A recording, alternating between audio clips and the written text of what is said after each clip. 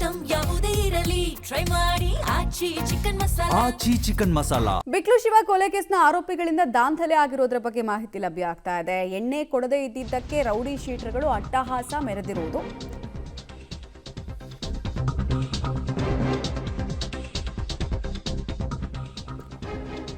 ಬಾರ್ನಲ್ಲಿ rowdy sheeter ಮತ್ತು ಸಹಚರರಿಂದ ದಾಂಧಲೆ ಆಗಿರೋದ್ರ details ಲಭ್ಯ ಆಗ್ತಾ ಇದೆ. ಕೋಲಾರ ಜಿಲ್ಲೆಯ ಮಾಲೂರಿನ ಮಾಸ್ತಿ ಮತ್ತು ತೋರಲಕ್ಕಿ ಅನ್ನೋಲ್ ಗಲಾಟೆ ಆಗಿರೋದು. 4 ಜನ ಇದ್ದಂತಹ ತಂಡ 3 ಬಾರ್ಗಳಿಗೆ ಹೋಗಿ ಬಿಟ್ಟಿ ಎಣ್ಣೆ ಕೊಡಿ ಅಂತ ಕೇಳಿದ್ದಾರೆ.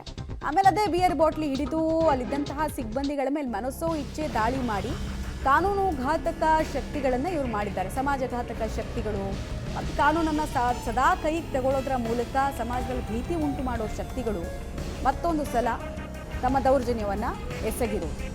ಡೀಟೇಲ್ಸ್ ಕೊಡ್ತಾರೆ ರವಿ. ಎಷ್ಟೊತ್ತಿಗಾಗಿರುವಂತಹ ಇನ್ಸಿಡೆಂಟ್ ಇದು? ಈಗ ಈ ದೃಶ್ಯಾವಳಿಗಳನ್ನು ಆಧರಿಸಿ ಅರೆಸ್ಟ್ ಮಾಡೋ ಕೆಲಸ ಈಗಲಾದರೂ ಆಗಿದೆಯಾ? ಇವರೆಲ್ಲ ಯಾವಾಗ ಆಚೆ ಬಂದಿದ್ದು? ಏನೇನು ಮಾಹಿತಿ ಇದೆ? ಖಂಡಿತ ಮಮತಾ, ಇವರು ಬಿಕ್ಲು ಶಿವ, ಬೆಂಗಳೂರಿನ ರೌಡಿ ಶೀಟರ್ ಆಗಿದ್ದಂಥ ಬಿಕ್ಲು ಶಿವ ಕೊಲೆ ಪ್ರಕರಣದಲ್ಲಿ ಪ್ರಮುಖ ಆರೋಪಿಗಳು ಅಂದರೆ ನರಸಿಂಹ ಮತ್ತು ಮುರುಗೇಶ್ ಅನ್ನೋರನ್ನ ವಿಚಾರಣೆಗೆ ಕರೆದುಕೊಂಡು ಹೋಗಿ ವಿಚಾರಣೆ ಮಾಡಿದರು. ಇವರು ಬಂದಂಥ ಸಂದರ್ಭದಲ್ಲಿ ಪ್ರತಾಪ್ ವಿಶ್ವನಾಥ್ ಗೌಡ ಎಂಬುವರ ಜೊತೆಗೆ ಸೇರಿಕೊಂಡು ನಿನ್ನೆ ಕಳೆದ ರಾತ್ರಿ ಅಂದರೆ 3 ಬಾರ್ಗಳ ಮೇಲೆ ದಾಳಿ ಮಾಡಿರ್ತಕ್ಕಂಥದ್ದು. ಬಿಟ್ಟಿಯಾಗಿ ಮದ್ಯ ಕುಡಿ ಅಂತ ಡಿಮ್ಯಾಂಡ್ ಮಾಡಿರ್ತಕ್ಕಂಥದ್ದು. ಕೊಡದಂಥ ಸಂದರ್ಭದಲ್ಲಿ ಬಾರ್ ಮೇಲೆ ಬಿಯರ್ ಬಾಟಲ್ ಸೇರಿದಂತೆ ಅಲ್ಲಿದ್ದಂಥ ಗಿಡದ ಪಾಟ್ಗಳಿರ್ಬೋದು, ಜೊತೆಗೆ ಕಲ್ಲು ಮತ್ತು ದೊಣ್ಣೆಗಳಿಂದ ದಾಳಿ ಮಾಡಿರ್ತಕ್ಕಂಥದ್ದು.